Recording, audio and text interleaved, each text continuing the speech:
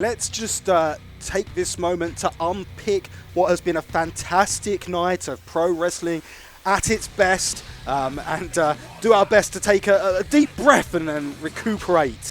The evening kick-started when JJ Gale and Callum Newman picked up what could be considered an upset victory over the Legion pairing of Gideon Gray and the returning Chris Ridgway.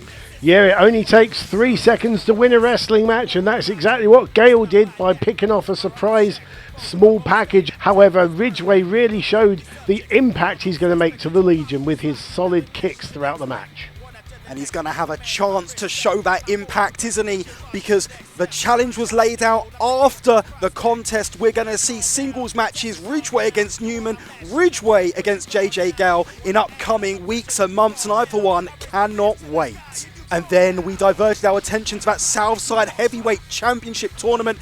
RKJ advances, Rob Lyas knocked out after a hard-fought contest. The fire within RKJ was clear to see to everyone. He is on an absolute mission to have a championship belt around his waist. He's going to have to do it the hard way, though, if he wants to win. And then in the first of 2 championship matches, Kanji defended her Southside Women's Championship against a very game Bobby Tyler. Yeah, I thought Tyler was going to win this all day long. However, Kanji showed great heart and great determination in her first match back from injury, picking up the win out of nowhere to retain that belt. Long may she reign. And then post-match we saw Zoe Lucas try to stick her nose in where it wasn't wanted. The perennial thorn in her side, Aaliyah James, stopped that happening. But then, as they do, the besties, Zobby, Bobby Tyler and Zoe Lucas, spoiled the party, attacked both Kanji and Aaliyah James, and ran off like thieves in the night with that women's championship belt that Kanji holds so dear. Well, you try and get one over on those two at your peril. This situation certainly not over yet. Connor Mills came into his contest with Kid Lycos 2, gunning for revenge after the events of Epic Encounters 6. And he didn't quite get that. Instead, he got a low blow, a bacon tray shot, and a brainbuster.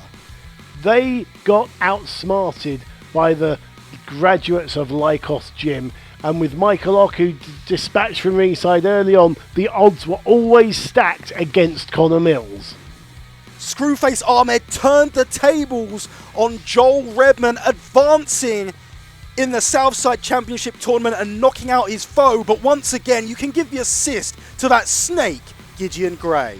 It goes to show the value of a manager, and Gideon Gray could easily be leading Screwface to success. And while all the focus is on Ricky Knight Jr., I think Screwface Ahmed is a dark horse and could win the Southside Championship.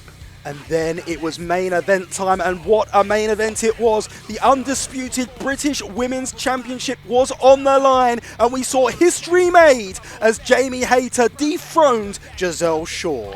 A main event in name and a main event in quality. What a match this was, and what a way for Jamie Hayter to regain the women's title after all these years. Much deserved. What a hard-fought victory it was. What's next for the new champion?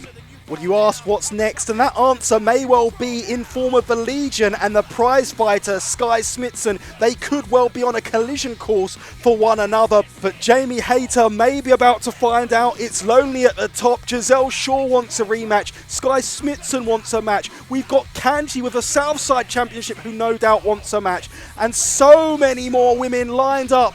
This is going to be an eventful time to be in Revolution Pro Wrestling.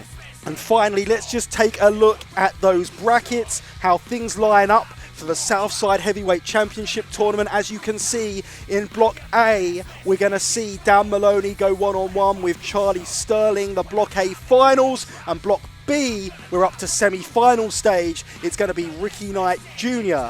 going up against Screwface Ahmed, with the winner of that contest facing whoever loses between Dan Maloney and Charlie Sterling. Sounds like a mouthful, but I call it mouth-watering. It's going to be pro wrestling at its best when all those matches happen down the line. Epic Encounters 9 and beyond.